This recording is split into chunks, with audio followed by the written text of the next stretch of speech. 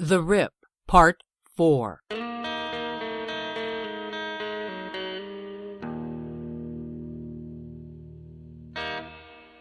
As I made my way back inside, I could see this 40-year-old virgin yelling at what I seemed to think was the lady in charge. She still had her coat on, and I'm sure she was called in about Mrs. Johnson's death. She was a fine-looking dame, well-dressed with an air of class to her. She kept herself quite composed with the verbal assaults from this angry young man. As I approached, I gave one fierce look at the guy, which shut him up fast. Then I introduced myself. "Lieutenant Calhoun, ma'am. What seems to be the problem?" "Well, Lieutenant, the young man," she said. Then he started up again. I gave him another look and said, "Did somebody ask you to talk? And did you know it's rude to interrupt a lady?" "As you were saying, miss." "Oh, yes, I'm Liz Powell, manager of the Last Resort. Mr. Holt here has been harassing us about a vacancy for his mother, of which I have told him more than once to be patient and go through the proper channels." "I see. Well, thank you for that, Miss Powell." She gave me a smile and says, "Call me Liz." "Okay, Liz. What do you say I take Mr. Holt here aside and get to the bottom of this?"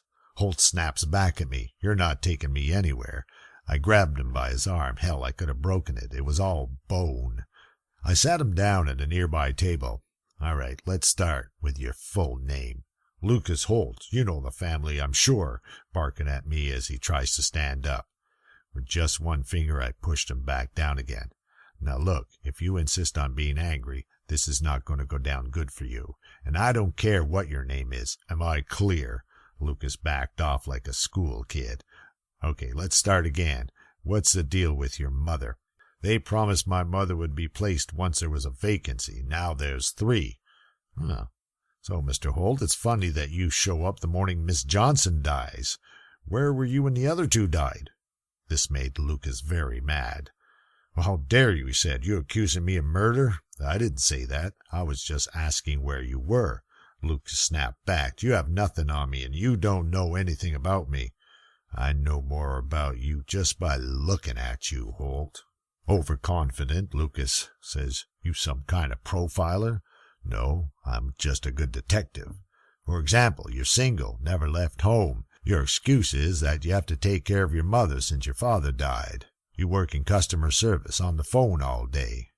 "Well, how can you tell, Lieutenant?" he says. "Easy. The crease on your hair that goes from ear to ear. Headset. Not like the ones for music that are hanging out of your pocket there. You play video games in your free time, and you fantasize about living in Middle-earth.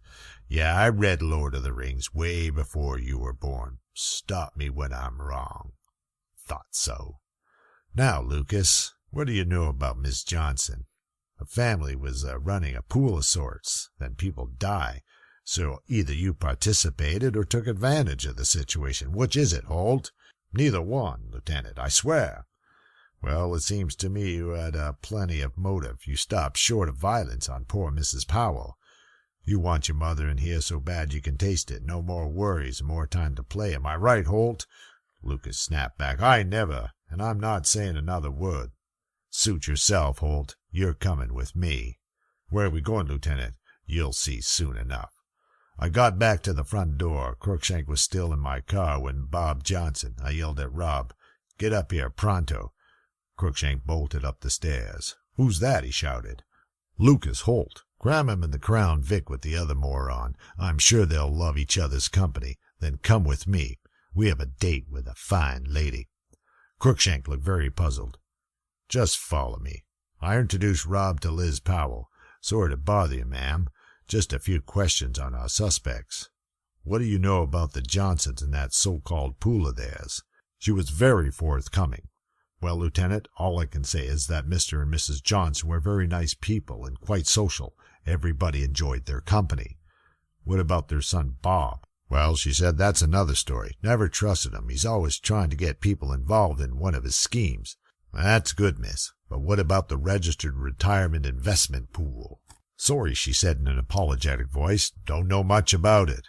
Now that Lucas Holt, he's a thorn in our side.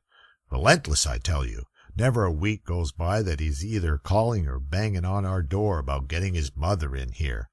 Well, Liz, I'm getting the impression you're very suspicious of both of them." Yes, indeed I am, Lieutenant. Well, thank you for that, Liz. You've been very helpful. Before we leave, I see there's another desk in there. Is that your boss? Oh, yes, Jack Madcoff. He'll be here later. On our way out the door, Liz mentioned that Mr. Johnson will receive insurance benefits, something to help him through these difficult times.